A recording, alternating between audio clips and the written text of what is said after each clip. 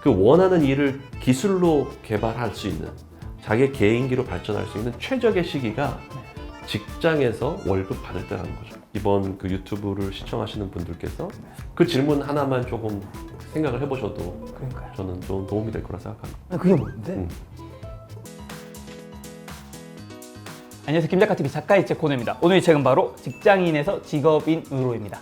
실제 기업체에서 대표님이 계시고 오셨잖아요. 네. 그럼 아무래도 직원을 평가할 수밖에 없잖아요. 네. 저는 이제 대표로 있어 본 적은 없지만 어쨌든 지금. 혼자밖에 없었어. 뒤에 아무도 없어요. 이런 말이 자기개발을 관련된 일을 하는 사람으로서 굉장히 조심스럽지만 저는 현실적으로 느끼는 거는 사람은 잘 안 바뀌는 것 같아요. 그리고 기업의 인사 담당자들도 사람은 잘 안 바뀐다를 디포트 값을 가지고 계신 것 같아요. 네. 그래서 처음에 채용을 잘 하려고 하는 거고요. 네. 왜냐하면 네. 잘 안 바뀌니까. 네. 바뀔 수 있는 거면 채용을 굳이 그렇게 1차, 2차, 3차 이렇게까지 하지 않아도 되겠죠. 그렇죠. 일단 대표님은 사람은 바뀐다 생각하세요? 잘 안 바뀐다 생각하세요? 저도 기본적으로는 사람은 잘 안 바뀐다고 생각하고요. 제가 기업이나 뭐 공무원 조직의 집체 교육은 거의 안 갑니다. 기업 강의도 거의 안 나가요. 왜 그러냐?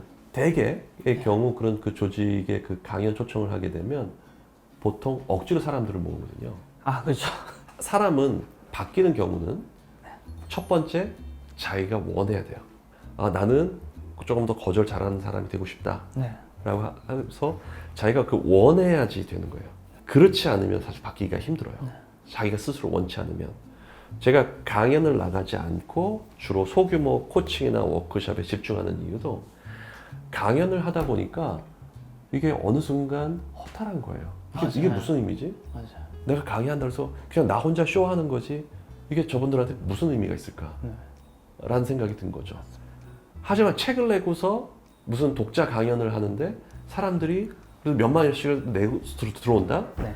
이거는 원하는 분들이 오는 거예요. 내가 저 책을 읽고 싶고 저 책을 듣고 싶고 그런 경우에는 강연을 합니다.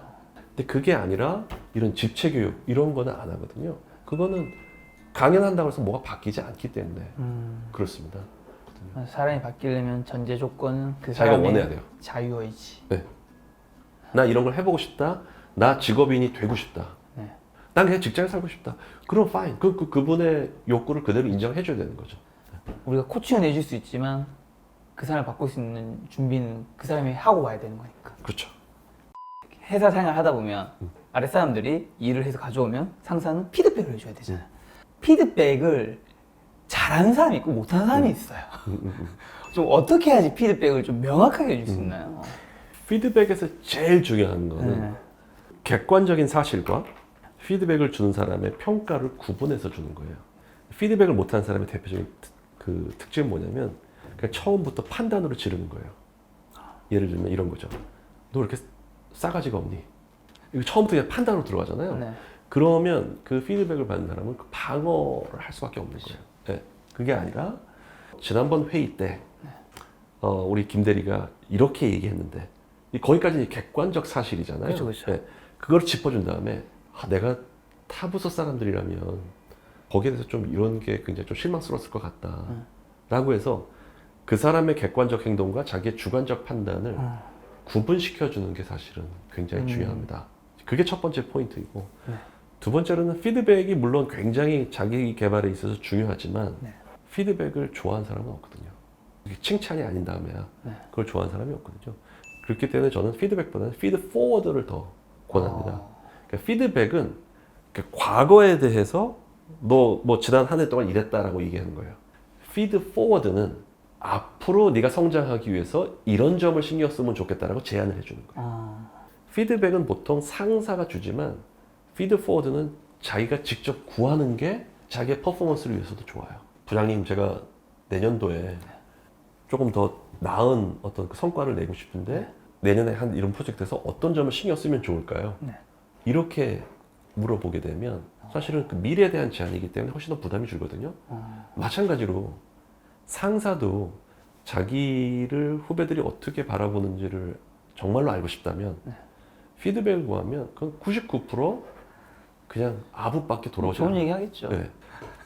자기 인사권하고 그걸 쥐고 있는 사람인데 그게 아니라 예를 들어서 자기가 어떤 발표를 했는데 후배 직원이 솔직한 의견을 듣고 싶다면 발표하기 전에 이러는 거예요. 김대리, 내가 다음 달에도 똑같은 발표가 있는데 한번 봤다가 내가 그래도 잘하는 거 한 가지랑 내가 다음번에 좀 개선하면 좋을 거 한 가지 이걸 나한테 좀 적었다 알려줄래? 나한테 굉장히 중요해서 그래. 이렇게 얘기를 하게 되면 그 사람은 정치적 부담이 덜하죠. 상사가 미래에 어떤 걸 더 잘하기 위해서 네. 자기한테 조언을 구한 거니까 그러니까 오늘 했는 걸 평가해 달라는 의미보다는 향후에 내가 좀 더 신경 쓰면 좋을 거 네. 이렇게 하는 거죠. 직장 생활에서 버릇없게 굴어야 된다고. 직장 생활은 위계적인 사회니까 네. 버릇없게 굴면 안 네. 되는 거 아닌가요? 네. 뭐 마틸다라는 그 뮤지컬의 대사를 이제 인용해서 이제 어떻게 보면 비유적 표현을 한 건데요. 사회심리학의 대리자적 자세라는 말이 있는데요. 그게 뭐냐 하면 어릴 때는 부모님, 학교에서는 선생님, 직장에서는 선배와 상사. 우리가 우리 자신을 어떻게 바라보는지를 생각해 보면 많은 사람들이 특히 우리와 같은 게 뭐 수직적인 그 사회 전통을 갖고 있는 곳에서는 자기 자신을 그 윗사람들을 만족시키는 대리자로 바라보는 거예요. 네. 엄마를 만족시키기 위해서 공부를 잘하고 또 선생님을 만족시키기 위해서 또 공부를 잘하고 상사를 만족시키기 위해서 일을 하고 이런 식으로 이제 가게 되는 거죠. 그러다 보면 자기의 의견이 무엇인지 자기의 뭐 느낌은 무엇이고 자기가 원하는 게 뭔지도 모르는 상태가 되거든요. 수동적으로 살아왔기 때문에. 제가 버릇없이 굴라는 얘기는 뭐냐 하면 자기의 생각을 얘기하라는 거예요. 저도 잘 하지 못한 거였지만 그게 뭐 직장이 됐든 어디가 됐든 간에 무조건 그냥 상사의 얘기에 대해서 예스만 하는 것이 아니라 저는 생각이 조금 다른데 제가 말씀드려도 괜찮을까요? 혹은 저는 조금 반대 의견을 가졌었는데 그걸 좀 얘기해도 좋을까요? 라고 해서 자기의 생각을 얘기해야 자기가 조금 더 주도적인 삶을 살 수 있다는 것이죠. 그렇다고 해서 건방지게 굴라는 것이 아니라 얼마든지 겸손한 자세를 취하면서도 자기의 의견을 제시해 볼 수는 있거든요.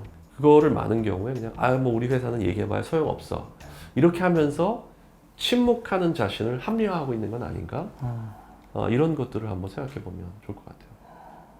이 영상을 보시는 많은 분들은 직장인일 확률이 높잖아요. 직장인이면 은퇴를 이제 하기 전에 어떤 준비를 해야 될 수도 있고 아니면 회사를 그만두기 전에 직장 생활에서도 꼭 배우고 나와야 되는 것도 있을 수 있잖아요. 그런 건 뭐가 있을까요? 뭐가 유망하다 이런 얘기는 절대로 할 수가 없는 거예요. 누구도. 그렇죠. 네. 중요한 거는 뭐냐면 자기의 직업적 욕망이 뭐냐라는 걸 첫 번째 깨달아야 되고 그 욕망을 기반으로 해서 돈과 교환할 수 있는 기술을 그 직장 다니는 동안이 10년이든 15년이든 아니면 5년이든 그거를 만들어 놔야 된다는 거죠. 그걸 만들어 놔야 나중에 자기가 원하면 직장 생활을 또 오래 할 수도 있는 거고 그렇죠. 나와서도 자기의 수입이 갑자기 영원이 되는 것이 아니라 돈을 더 벌 수 있다는 거죠. 기본적으로 우리가 80 이상은 사는데 지금 직장 생활은 25년밖에 못 하거든요. 한 50년 정도는 돈 벌자는 게 얘기인 거예요. 자기가 원하는 일을 하면서 그 원하는 일을 기술로 개발할 수 있는 자기의 개인기로 발전할 수 있는 최적의 시기가 직장에서 월급 받을 때라는 거죠. 직장에 있는 동안 우리가 해야 되는 것은 승진이나 이런 것보다도 결국은 자기의 개인기를 만들어 놓는 게 직장에서 저는 제일 중요하고 연금보다 더 중요해요. 50에 나오면 연금 받을 때가 10년 이상 기다려야 되는데 개인기 없으면 그럼 어떻게 해요? 지금 이 영상을 보고 좀 이따가 회사를 그만두거나 아니면 이제 그만둘 시기가 됐으면 이제 그만두시는 분들은 밖으로 나와야 되잖아요. 네. 사실 저는 이제 일찍 밖으로 나왔기 때문에 세상이 굉장히 무섭다는 걸 알았고요. 네. 통장 잔고에 빵원이 찍혀온 그렇죠. 적이 있어요. 그렇죠. 그러면 정말 어디 가서 말도 못해요. 맞아요.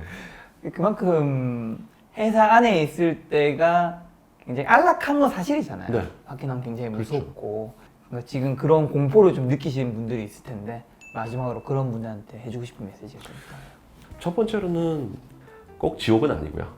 그러나 저는 이 책에서도 절대로 퇴사를 권하지 않습니다. 퇴사를 권하지 않고 제가 권하는 건 뭐냐면 아까 말씀드렸죠. 직장 다니는 좀 비교적 경제적으로는 안락하잖아요. 그렇죠. 그 기간 동안에 자기의 시간을 확보해서 자기만의 기술을 만들어 놓으라는 겁니다. 그 다음에 직장을 더 다니든 아니면 중간에 김 작가님처럼 나오든 그건 자기의 선택인 거고요. 근데 그 기술이 없으면 선택지가 굉장히 줄어들어요. 뭐 후배 직원이 나 이제 좀 있으면 나가려면 뭐 어떤 조언을 좀 해주시겠어요? 일단 나오지 마라. 나오지 마라. 예전에는 나이가 좀 젊을 때는 좋아하는 일을 해야 한다 이런 얘기 굉장히 많이 했거든요. 결국 전 제가 좋아하는 일을 하고 있죠. 근데 좋아하는 일을 하면서 잘 먹고 산다라는 게 너무나도 힘들다는 거를 맞아요. 사회에서 겪다 보니까 이제 그 말을 쉽게는 못 하겠더라고요. 이 무게감을 맞아요. 자기가 견뎌야 되니까. 그리고 이제 만약에 회사를 나올 걸 생각하고 있는 분이라면 일단 잠깐 멈추고 맞아요. 일단 맞아요. 스킵. 맞아요. 일단 1년 시간 더 가지죠. 네, 네, 1년 동안 준비하자. 예를 들면 우리가 봄에 씨앗을 뿌려야지 가을에 이거를 거둘 수 있는 거잖아요. 근데 봄이 지금 아무것도 안 뿌린 애들이 저를 찾아와서 내가 지금 가을에 나가겠다고 얘기를 하는 거예요. 회사를 나오는 거는 본인이 생각했을 때 어느 정도 거의 완벽한 준비가 되었다고 생각할 시점에 나와야지 사실 본인이 생각했을 때 완벽한 것이 사회에 나왔을 때는 완벽하지 않으니까. 맞아요. 그래서 저는 준비를 굉장히 많이 했어요. 네. 뭐 이 책에서도 제가 한 분의 그 사례를 들었는데 네. 그분은 직장에서 하는 일이 자기의 개인기하고는 별로 관련이 없다라는 거를 네. 명확하게 아는 거예요. 그래서 오히려 외부에서 자기가 할 수 있는 거고 그분의 경우에는 직장을 선택할 때 제일 중요하게 보는 것 중에 하나가 칼퇴예요. 칼퇴하는 직장만 골라서 가서 6시에 퇴근하고 나면 7시부터 밤 10시까지는 철저하게 자기 개인 시간을 갖는 거예요. 그러면서 자기만의 그 기술을 연마하고 그러는 거죠. 그러니까 그분한테는 직장이 자기가 밖에서 하고 싶은 거를 하기 위해서 어떤 재료비도 사고 이런 그 용도인 거예요. 그것도 결국은 자기 욕망이 확실해야 그게 가능한 거죠. 대표님이 오늘 오셔서 처음부터 끝까지 제일 많이 했던 말이 What do you want?잖아요. 그렇죠. 어떻게 want. 제 발음이 굉장히 안 좋긴 하지만 제가 토익 420점이었는데 플래시밀러 갖고 영어 시험 안 쳤어요 제가. 저 넌 빼주겠다. 넌 치지 마라. 했었는데 그래도 대표- 지금 돈 많이 버시잖아요. 여기서 뭐 누가 들으시나요? 아니야. 네. 대표님이 처음부터 끝까지 일관되게 말씀하신 게 What do you want?인데 사실 제가 이 책의 문장으로 정한 게 네. 처음에 이런 문장이 있더라고요. 내가 원하는 것이 무엇인가에 대한 답을 명확하게 알고 있는가? 이 질문이 이 책에서 가장 중요한 출발점이에요. 네, 맞아요. 사실 많은 분들이 이게 가장 중요한 메시지다고 하면 그게 뭔데? 지금 명확한 해결책이 아니잖아라고 생각할 것 같아요. 근데 저는 이 질문이 너무 중요하다고 생각하고 맞아요. 이 시작점이 방향을 결정 짓는 건데 자꾸 이거를 이제 사람들은 고민 안 하고 다음에 있어야 될 액션들을 훨씬 더 먼저 고민하는 것 같아요. 뭐가 유망한가 이거부터 네. 시작하잖아요. 네. 그건 출발점이 아닌 거죠. 그러니까요. 네. 그러니까 출발점을 자꾸 넥스트 해야 될 것들 출발점을 갖고 오니까 많은 분들이 자기가 원하고 좋아하고 이런 것들을 잘 찾지 못하는 것 같고 사실 지금 직장생활 제 주변에 뭐 직장생활 하는 분도 있고 프리랜서도 있지만 정말 자기가 좋아하면서 잘하는 일을 하는 사람이 제 주변에 몇 명이 되냐라고 했을 때 정말 손에 꼽히는 것 같거든요. 네. 근데 그 이유는 다들 열심히 살지 않아서가 아니라 다들 별로인 사람이라서가 아니라 이 질문 하나를 안 하니까. 그렇죠. 직장인에서 직업인으로 갈 때 제일 중요한 첫 번째 질문이 What do you want?라고 생각해요. 네. 거기로부터 출발해야 되는 거거든요. 그러니까요. 저는 이 질문을 자기에게 던지냐 안 던지냐 그리고 그 시간 가지냐 안 가지냐가 향후 인생에 굉장히 많은 걸 좀 차고한다.